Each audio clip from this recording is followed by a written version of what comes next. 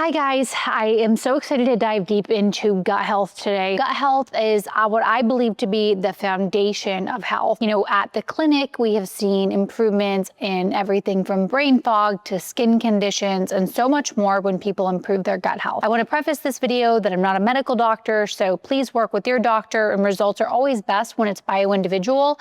But I do want to kind of just cover the topic as to how I've optimized my gut health and lay this out so you might be able to do the same thing, because we know that the testing can be expensive, and we also know that the actual longevity medicine or functional care can also be expensive. So let's talk about why our guts become dysbiotic or imbalanced in the first place. It can be a lot of reasons. It can be exposure to a pathogen or a parasite or a virus. And in that case, you definitely want to work with a practitioner because some of these do require pharmaceutical interventions. But there are other reasons, such as chronic stress, eating the wrong type of food. So when every food that we eat, it's either feeding the good bacteria or the bad bacteria in our gut. And we really want to be focused on foods that feed the good bacteria and build a better microbiome over time. Other things such as gluten can lead to leaky gut, which is when the tight junctions in the gut actually become permeable and food and other particles can pass in and out, which is not good because then we can develop what we know as food sensitivities. Now that we can talk a little bit about why gut health can become poor in the first place, let's talk about the principles of improving gut health and where you might be able to start today. I also think it's actually worth mentioning, like, what are some of the symptoms that could even flag that you have gut health issues? Well,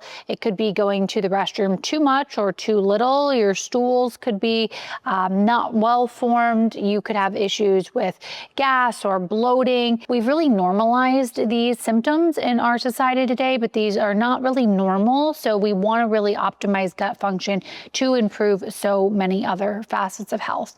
So let's get into it. First thing would be to really change your diet. So we talked about the microbes and the different foods feeding different types of bacteria.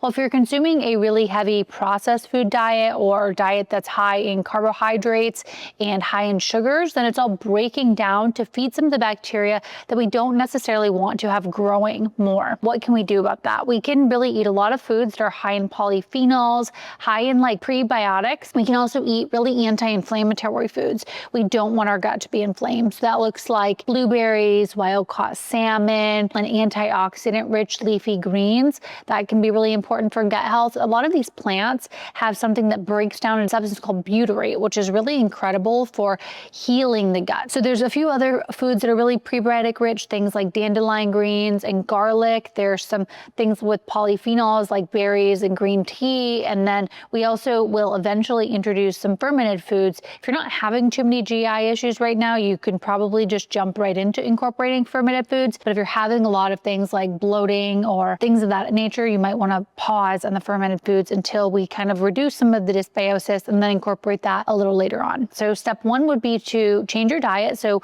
remove any processed foods, add in really, healthy foods. Not only is it going to help your gut, but it's also a longevity diet. It's also great for brain health and anti-aging, all sorts of things. Feeding the diet is one amazing step that you can take.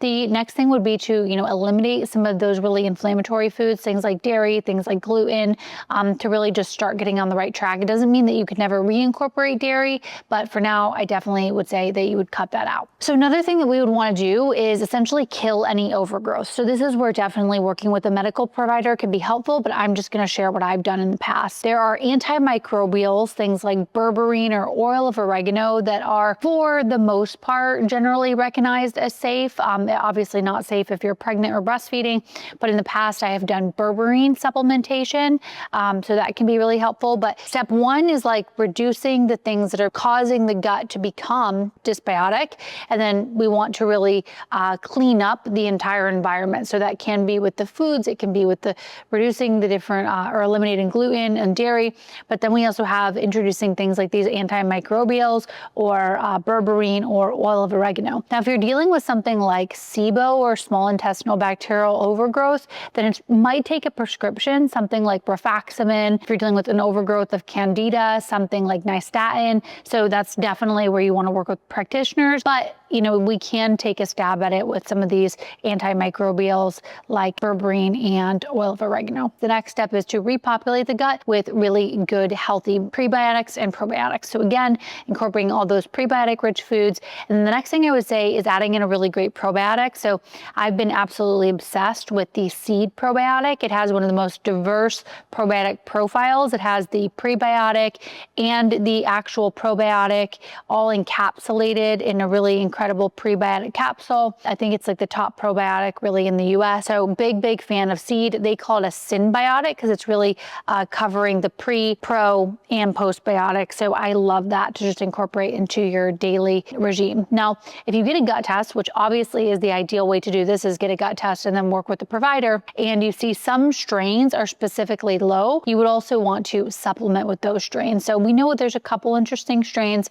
for longevity. Things like Akkermansia is incredible for longevity. We're now finding links to specific bacteria in the gut and then either positive or negative outcomes. So for example, the Akkermansia leading to better longevity outcomes, but there's also different bad gut bacteria that can be related to things like Parkinson's, Alzheimer's, and so much more. This is a very newly developing area of medicine, but I'm excited to see where it goes because we could have some other answers. Another really important part of optimizing gut health is increasing fiber intake. So I'm aiming for about 40 grams of fiber per day. You want to have a minimum of about 30 grams. So we're from 30 to 50 grams of fiber per day. You can be getting that from cruciferous vegetables, of course. You can be getting that from even a fiber supplement, but we definitely want to focus on optimizing our fiber intake. And then the last step is, so we have get rid of the bad, balance the dysbiosis, and then we have really optimizing or increasing the good bacteria. And the last part is really healing that gut lining. So we want to seal everything in once we've optimized the inside of the gut. And keep in mind, by the way, like the majority of our serotonin, so serotonin is known as the happiness chemical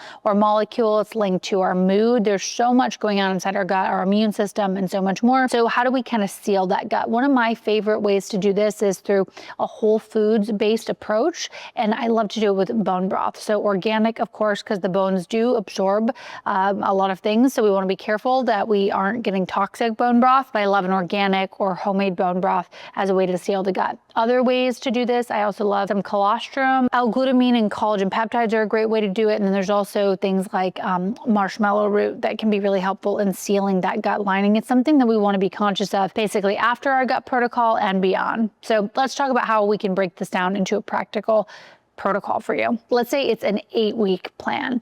So step 1 is going to be the remove. So eliminating the sugars, the alcohol, the dairy, and all of these pro-inflammatory foods. We want to optimize hydration. So aiming for like 80 to 100 ounces per day. You want to do walks after meals just to really improve motility. And then once we get into the second phase, that's going to be the replace phase. So we're going to do something like potentially the berberine. We're going to potentially do the oil of oregano. You'd only do one of those. So look into it, see what might fit best for you. You can also supplement with some digestive enzymes at this point, something like a Masszyme from BioOptimizers, just to help really break down and get a lot of those nutrients. You want to continue the anti-inflammatory diet. If symptoms are still progressing, again, maybe consider something like a GI map. And then step 3 would be the reinoculate phase or reseed with good things, something like a increase of your fiber, something like seed, and then any other potential probiotics that you are deficient in. The final step is the repair and rebalance.